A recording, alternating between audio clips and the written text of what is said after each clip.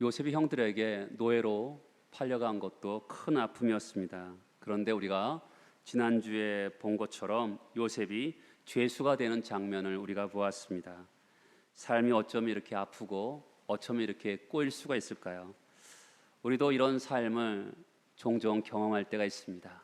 아프고 꼬이는 것 같은, 점점 더 아픔이 있는 그런 삶을 살아갈 때도 있습니다.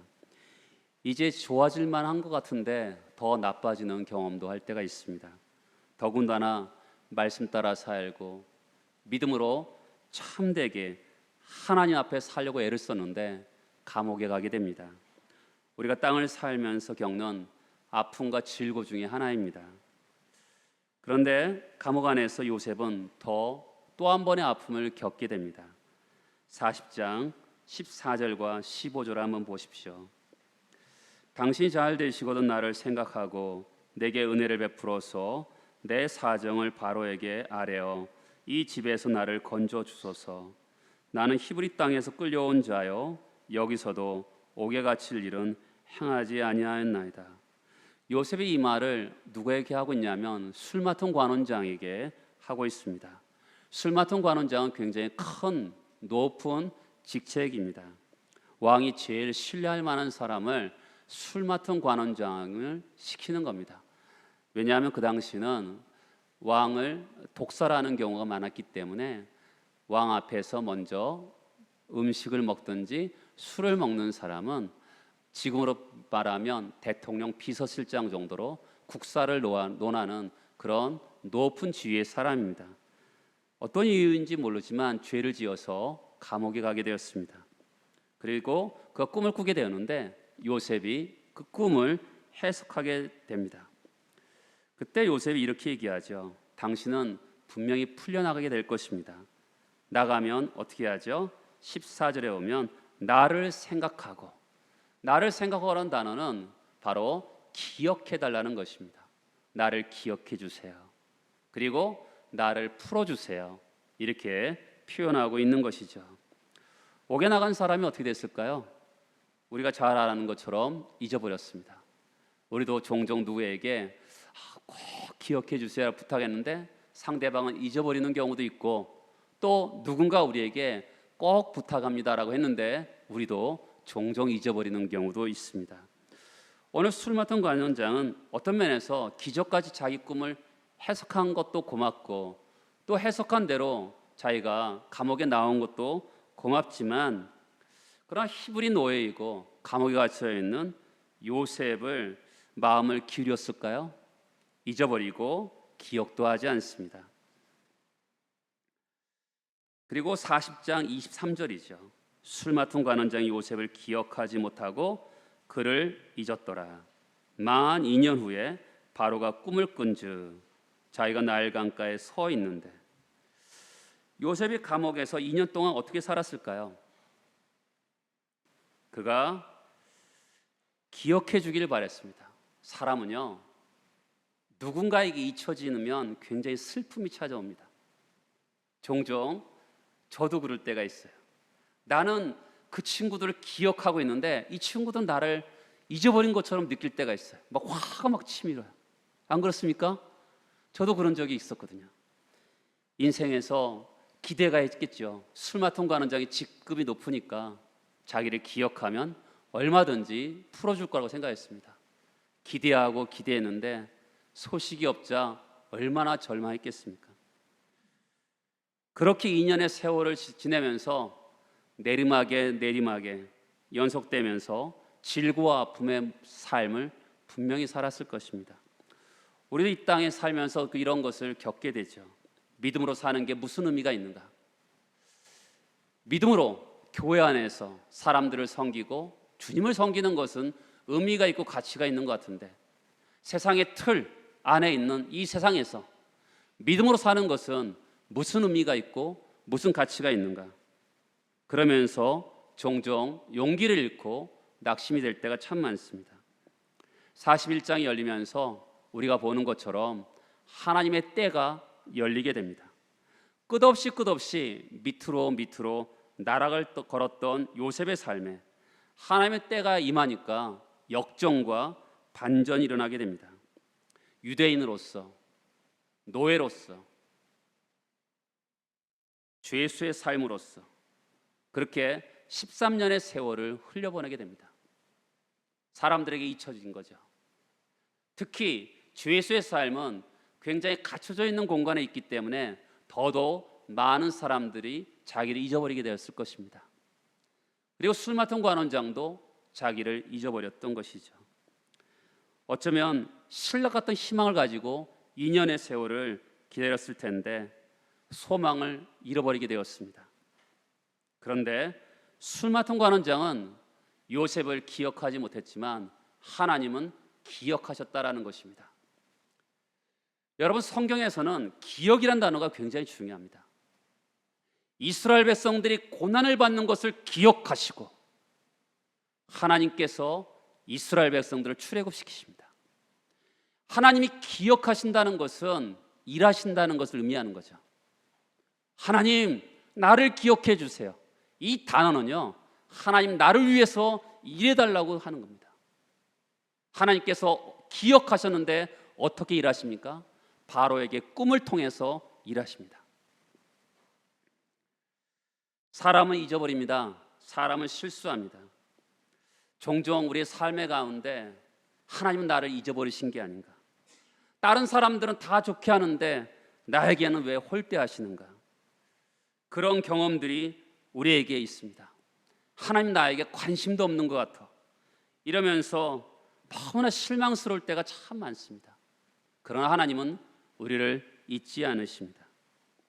믿음으로 살고 바르게 살고 의롭게 살고 하나님의 마음에 합하게 살려고 무진장 애를 쓰는데 인생이 전혀 되지 않는 것 같지만 때가 되면 하나님께서 기억하시고 일하기 시작하십니다.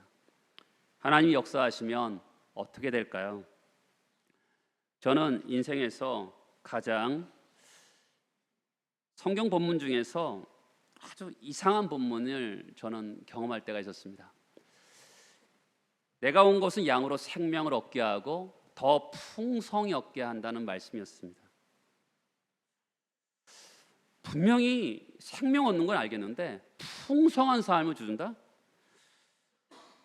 인생을 살면서 뭐 좌절도 겪고 막 그런데 우리가 생각하는 풍성한 삶이 있잖아요. 근데 영 아닌 것 같아요. 그래서 어쩔 때 보면 하나님 풍성한 삶을 준다 그랬잖아요. 이게 뭡니까? 라고 생각할 때도 참 많았습니다.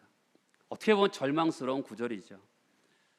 근데 세월이 흘러가면 흘러갈수록 그 말씀이 진짜인다라는 것을 느끼며 삽니다. 여러분, 하나님 때가 어떤 일이 일어날까요? 감옥에서 꺼내주는 것으로 끝날까요? 노예 상태에서 평민으로 이렇게 마치게 될까요? 14절에서 보면 그의 옷을 갈아입혀요. 죄수의 옷에서 새 옷으로 옷을 갈아입힙니다. 그냥 인생의 억울함을 해결하기 위해서 왕 앞에 쓰는 것이 아니라 그의 고민이었던 꿈을 해석하기 위해서 왕을 가르치는 선생으로서 그는 왕 앞에 서게 됩니다. 하나님이 우리를 위해서 기억하시고 역사하실 때는 우리를 낮추시는 것과 비교할 수도 없이 우리를 높이십니다. 그냥 원상회복이 아닙니다. 종기로 관을 씌우시고 띠띠우시고 희락과 화평으로 옷 입혀 주시는 것이죠. 인생에 우리가 고통을 당하고 있을 때가 참 많지만 그러나 우리가 하나님의 때가 되면 하나님이 응답하십니다. 원상회복이 아니라 종기와 영광으로 관을 씌워주십니다. 고린도전서 2장 9절의 말씀을 한번 보도록 하겠습니다.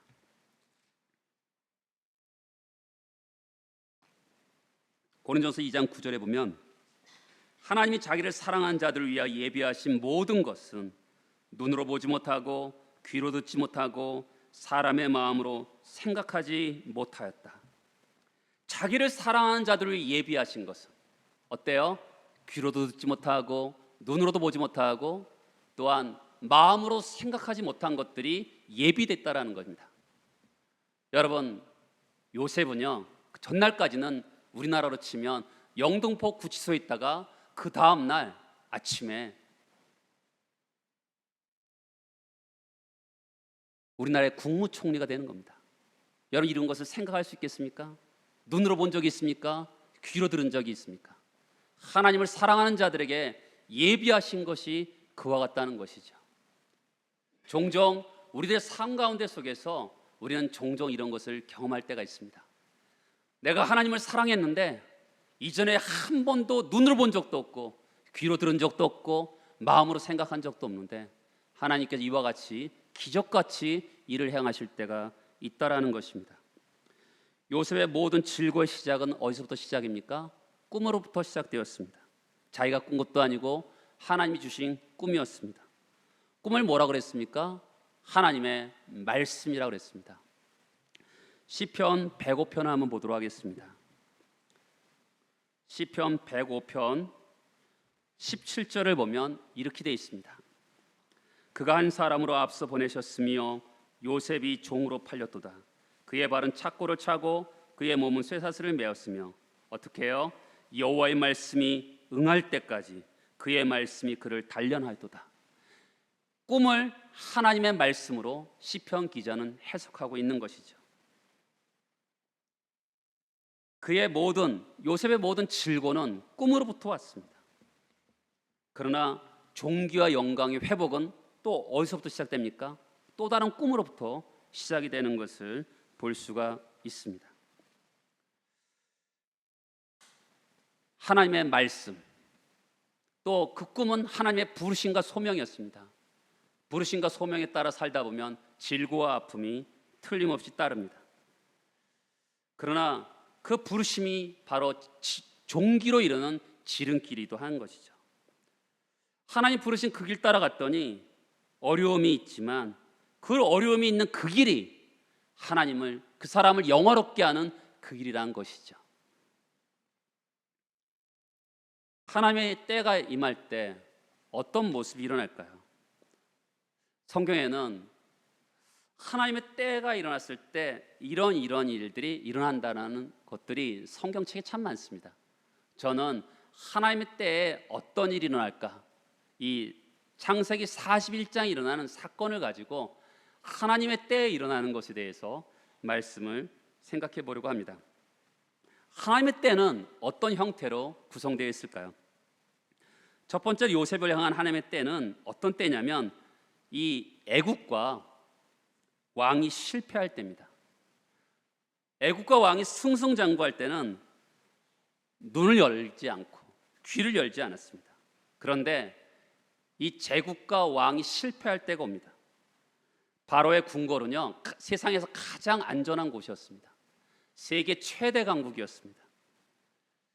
근데 여기에 하나님이 기억하시니까 그 꿈을 통하여서 가장 안전한 그곳에 바로가 번뇌하기 시작합니다. 고통하기 시작하고 질고가 찾아옵니다. 그 꿈이 어떤 꿈이었습니까? 2절과 41장 2절에서 4절까지 보면 첫 번째 꿈은 애굽의 모든 부요의 상징인 나일강에서 아름답고 살찐 7 암소가 갈대밭에서 풀을 뜯고 있었습니다. 잠깐 후에 너무나 흉악하고 파리한 다른 7 암소가 올라와서 아름답고 살찐 7 암소를 잡아먹습니다. 잡아먹었으면 살이 쪄야 되는데 여전히 흉악하고 파리한 모습 그대로였습니다.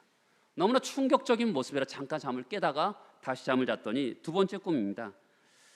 5절에서 7절까지 보면 한 줄기에서 무성하고 속이 알찬 7 이삭이 나오고 그 위에 가늘고 동풍이 불어서 삐쩍 마른 7 이삭이 나왔는데 삐쩍 마른 7 이삭이 충실한 7 이삭을 다 삼켜버리는 꿈이었습니다. 이 동풍은 사막에서 부는 바람입니다. 모든 곡물과 작물을 다 죽여버립니다. 동풍이 불어서 비틀어진 마른 7 이삭 앞에 충실한 7 이삭을 삼켜버렸습니다. 그 꿈을 꾸고 41장 8절에 오면 그 마음이 어떻게 됐습니까? 번민하게 되는 것이죠.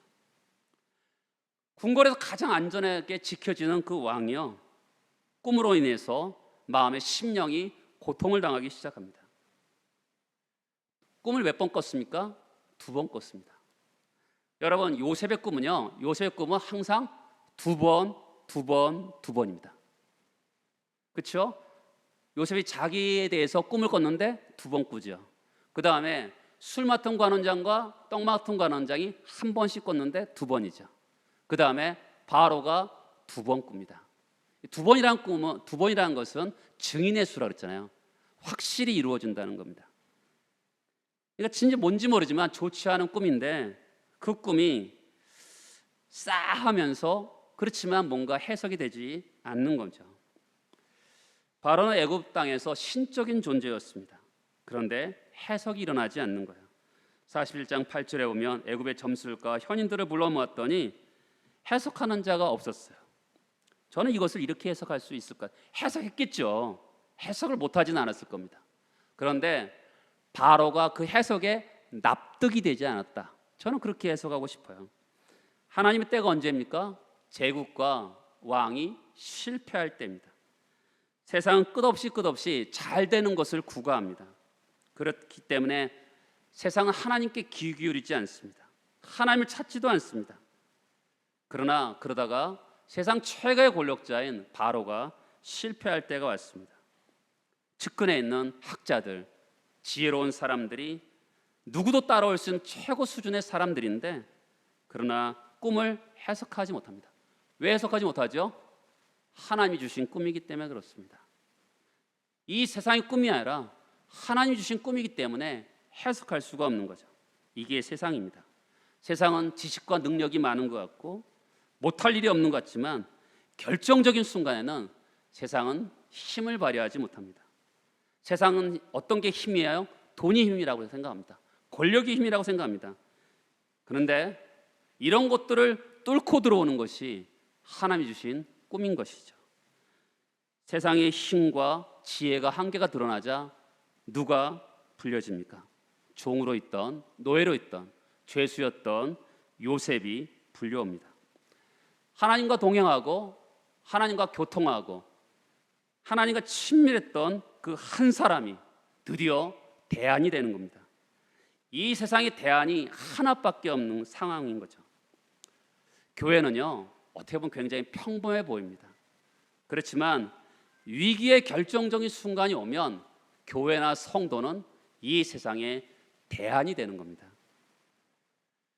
저는 교회나 성도가 이 세상을 섬기고 종이 된다고 생각합니다. 그리고 이 세상에 대해서 져야 된다고 생각합니다. 그러나 이 세상이 다 실패했을 때 그 교회와 성도는 그 실패한 세상에서 교회와 성도가 대안이 되어야 된다고 성경은 말씀하고 있는 것이죠. 어떤 사람이 합니까? 하나님을 친밀하게 대하고 동행하고 또한 교통하는 성도가 그 대안이 되는 것입니다. 감옥 안에 있는 요셉이 대안이 되는 거죠. 이 세계 최고의 권력과 세계 최고의 지혜 있는 사람들이 있었는데 누구도 이 문제를 해석할 수 없습니다. 누가 해석합니까? 단 한 사람. 하나님의 영에 감동을 받고 하나님과 동행하고 하나님과 교통했던 이 한 사람이 이 가장 최고의 나라를 문제를 해결하고 있는 것을 볼 수가 있는 것이죠. 하나님의 때가 되자 감옥에 있던 그를 최고 권력자가 부릅니다. 그의 도움을 받고자 부르는 것이죠. 우리는 세상의 방식으로 돈이나 권력으로 문제를 해결하는 것이 아니라 정말 하나님과 교통하고 하나님과 친밀한 사람이 되어서 이 세상의 문제를 해결하는 사람입니다.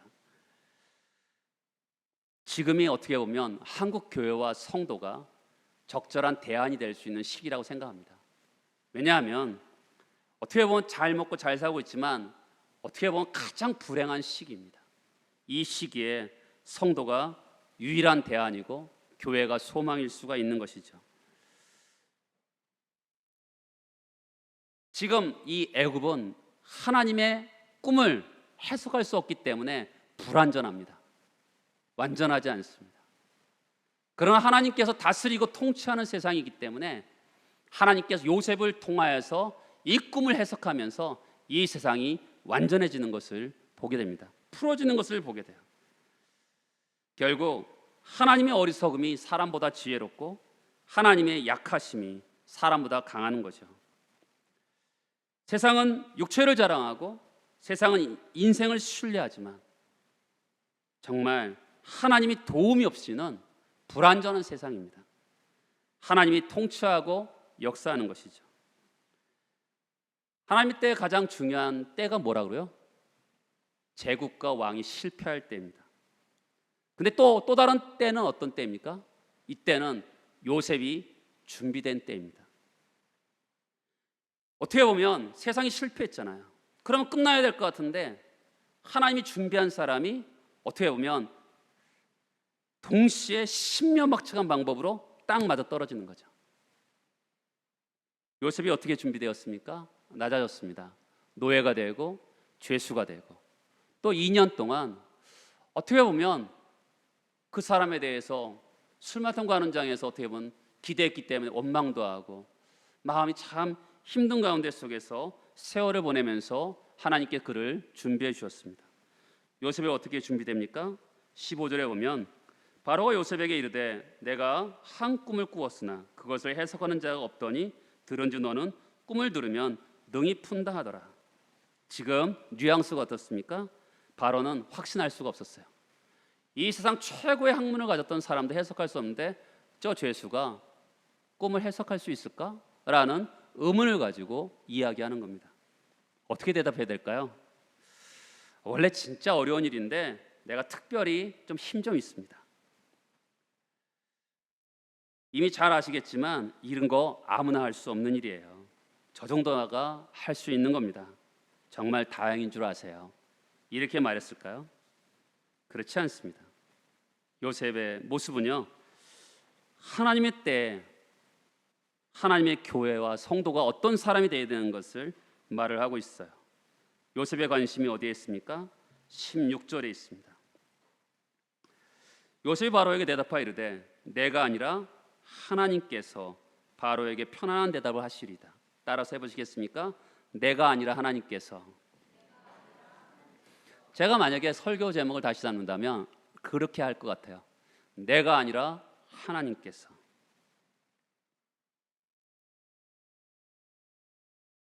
바로에게 편안한 대답을 하시리다. 요셉이 바로에게 하는 말을 보세요. 25절에 보면 하나님이 그가 하실 일을 바로에게 보이십니다.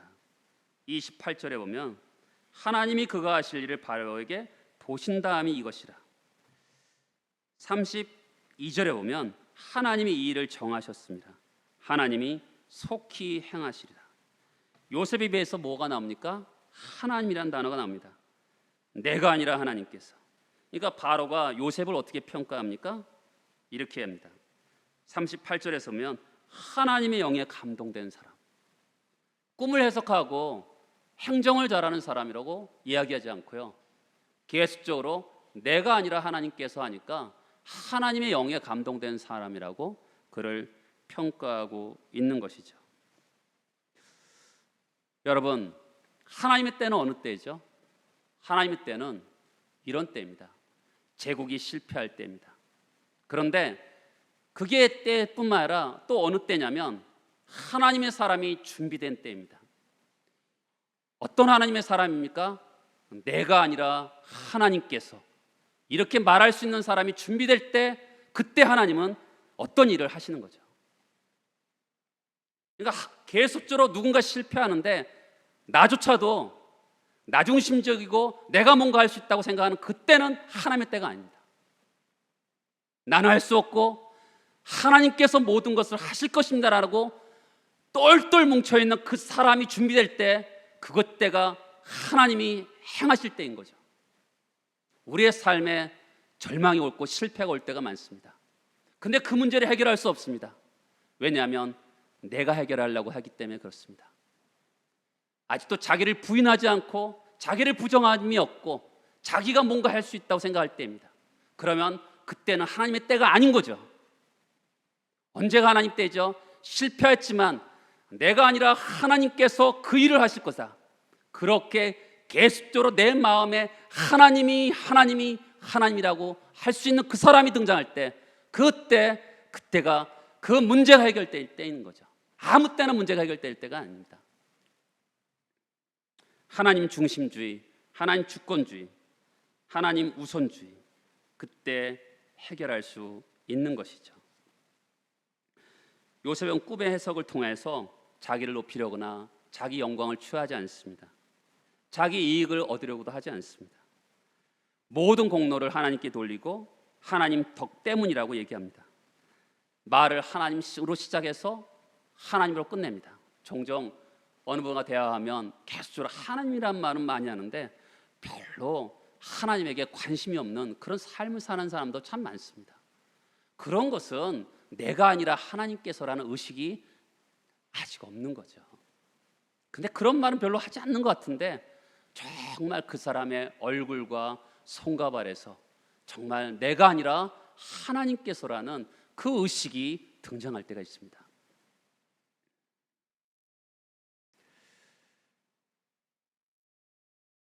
요셉의 모든 관심은 어디에 있습니까? 그렇죠? 내가 아니라 하나님께서, 하나님이 그의 일을 하실 것이다. 이 일을 하나님이 정하셨다. 자기의 초점을 갖추지 않고 바로로 하여금 하나님을 마주하게 합니다. 하나님에 직면하게 합니다. 모든 영광과 주권을 하나님께 내어드리는 것이죠. 자기들은 신분은 끼이고 대변인에 불과하다고 내려놓습니다. 하나님의 사람들의 공통점이 뭐냐면 자기를 낮추어서 하나님만 영광 돌리는 그 그림입니다. 그렇죠? 이 그림이죠. 요셉은 많은 아버지의 사랑을 받았습니다. 그리고 노예로 고초도 당하고 죄수가 되고 고통과 질고를 당했습니다.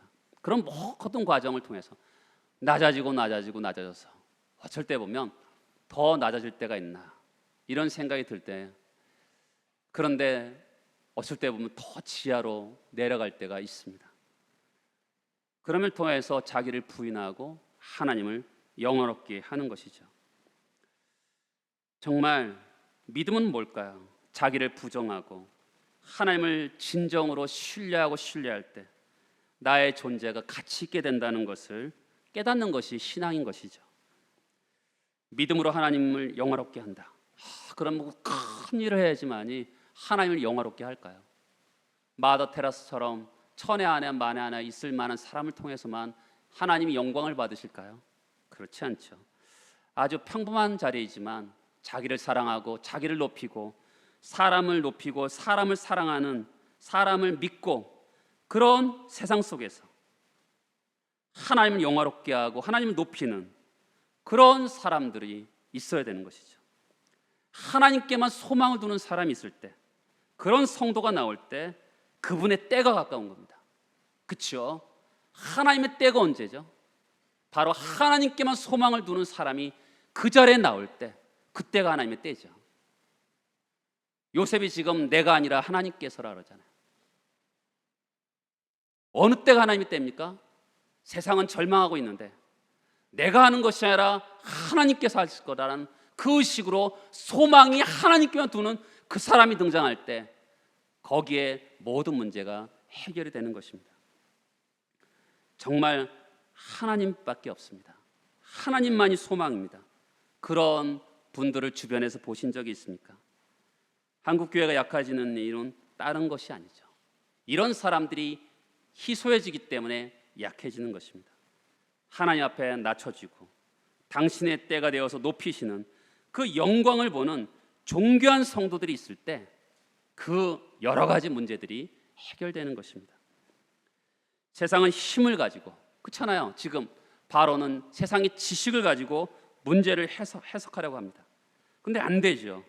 근데 낮추어서 하나님을 삶의 중심 자리에 두고 우선 자리에 두었던 그런 한 사람을 통하여서 문제가 해결되는 겁니다. 성경은요, 성경 어디를 봐보세요? 교회 역사를 어디를 봐보세요? 항상 모든 문제의 해결은 하나님 중심주의, 하나님 우선주의, 이런 사람들을 통해서 모든 문제가 해결되는 것을 볼 수가 있습니다. 요셉이 보여주는 것처럼 자아가 무너지고 하나님을 의지하고 그런 모습 가운데 있는 것을, 정말 이런 모습을 우리가 사모하고 있습니까? 하나님은 지금이나 그때나 그런 사람들을 찾으시는 거죠. 하나님과 동행하고 하나님과 친밀한 그 사람을 하나님은 찾고 계시는 거죠. 요셉은 자기가 무너지고 하나님 우선주의로 살고 믿음으로 사는 것이죠. 하나님이 일을 맡기잖아요. 근데 그 일을 어떻게 해결하고 있습니까? 내가 아니라 하나님께서 그 일을 하고 있는 거죠. 아첨하고 있지도 않습니다. 그렇다고 비판하지도 않습니다. 바로는 자신의 꿈을 요셉에게 이야기합니다. 그리고 요셉이 그 꿈을 해석하죠. 7년의 풍년이 들 거고 7년에 이어서 흉년이 들 터인데, 그러나 7년의 흉년이 너무나 엄청나서 앞에 7년의 풍년을 잊어버릴 만큼, 나라가 망할 만큼, 준비되지 않았다면 나라가 망할 만큼 큰 흉년이 될 거라고 해석을 합니다. 그래서 제안을 하죠. 41장 32절에 보면, 33절에 보면 명철하고, 첫 번째는 명철하고 지혜로운 사람을 택하여서 애굽을 다스리게 하고, 그리고 그 사람 밑에 감독관을 두라. 이게 첫 번째 제안입니다. 두 번째 제안은 애굽 땅에 5분의 1을 거둔다. 5분의 1이 얼마입니까? 20%의 세금을 거두는 거예요. 엄청난 세금입니다. 그런데 흉년이 들 때 20%의 세금은 사람들이 아마 반란을 일으킬 겁니다. 근데 풍년이 계속 7년 동안 든다 해보세요. 그럼 20%도 넉넉하게 낼 수 있습니다. 과도한 세금 같지만 얼마든지 감당할 수 있는 세금이 되는 겁니다.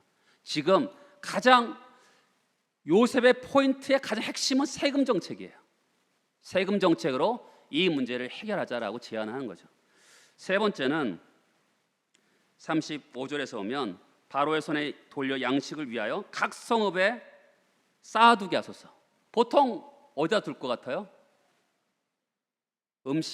곡식을 바로의 궁전으로 다 모이게 할 것 같잖아요. 그렇지 않고 흩어져 있는 각 성읍에 둬서 언젠가 흉년이 들 터인데 그때 거기서 각자 나눠주게 하는 전략적인 방법을 선택하고 있습니다.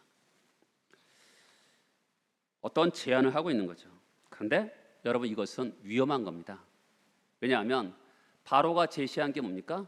해석만 요구한 거지 제안을 요구한 게 아닙니다. 바로가 기분 나쁘면 죽일 수도 있는 내용이에요. 내가 언제 제안을 요구했어? 이러면서 죽일 수도 있는 겁니다. 그런데 두려움 없이 요셉이 제안을 하는 거죠. 구체적인 적용과 실행 방법을 얘기하고 있습니다. 아까 그랬잖아요. 꿈은 하나님의 말씀이다. 그 꿈에 적용을 해서 결국 애굽이 그 어려운 흉년을 이겨나가는 모습을 성경을 통해서 보게 됩니다. 마찬가지죠. 우리도 하나님 말씀을 듣습니다. 동의합니다. 중요한 것이 뭐죠? 구체적인 실행과 삶의 자리에서 그 말씀을 실천하는 것이 제일 중요합니다. 그래야지만이 풍년이 들었을 때 또 흉년을 준비할 수 있는 그런 역사들이 있게 되는 거죠. 마음의 준비를 하는 거죠. 벌써 새해가 열린 지 한참 지났는데 8월 벌써 중순이 넘었습니다. 세월이 얼마나 빠른지 모르겠습니다. 여러분들은 하나님 말씀대로 살고 있습니까? 사람을 높이고 사람을 신뢰하고 세상의 과학과 학문이 의지하는 이 세상 속에서 자기를 부인하고 하나님을 영화롭게 하는 그런 참된 본분을 여러분들은 삶을 살아가고 있습니까? 모두의 삶에 그런 하나님 우선주의, 하나님 중심주의 삶을 살아내는 올 한 해가 되기를 예수 그리스도의 이름으로 축복합니다. 다 같이 일어나셔서 기도하시겠습니다.